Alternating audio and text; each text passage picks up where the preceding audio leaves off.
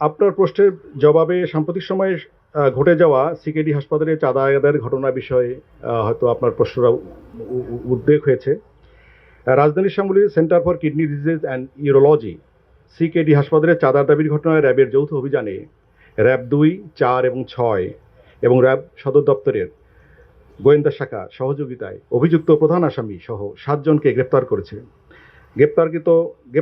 সাতজনকে গ্রেপ্তারের নেতা মঈনুদ্দিন সহ 7 জনকে গ্রেপ্তার করতে সক্ষম হয়েছে র্যাব। 200-র বেশি সার্ভিস ও ফিচারে লেনদেনের সব বিকাশ অ্যাপে সম্ভব। গ্রেপ্তারকৃতরা হলেন মঈনুদ্দিন মঈন, মোহাম্মদ লিটন মিয়া, মোহাম্মদ সুমন, মোহাম্মদ শাওন, স্বপন কাজী, মোহাম্মদ ফালান রুবেল।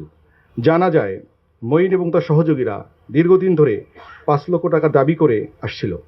দাবিকৃত চাঁদা দিতে অপারগতা প্রকাশ করলে ভিকটিমকে বিভিন্ন ধরনের ভয়ভীতি এবং হুমকি প্রদান করে আসছে।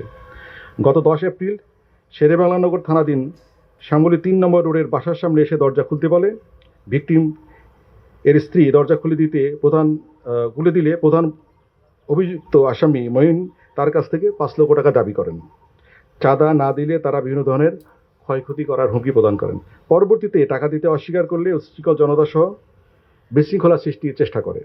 তারা হাসপাতালের সামনে অবস্থান করে উচ্ছৃঙ্খল আচরণ করে, উচ্চস্বরে স্লোগান, চাঁদাবাজি, গালাগালি এবং পরিবেশকে অস্থিতিশীল করার অপচেষ্টা চালায়। উক্ত ঘটনায় সামাজিক যোগাযোগ মাধ্যম এবং প্রিন্ট মিডিয়ায় চাঞ্চল্যের সৃষ্টি হয়। বিষয়টি আমলে নিয়ে দ্রুততার সঙ্গে এই অভিযুক্ত ব্যক্তিদের গ্রেপ্তারের জন্য তৎপরতা চালাই এবং আমরা আজকে পুরো টিম গ্রেপ্তার করতে সক্ষম হই। ধন্যবাদ।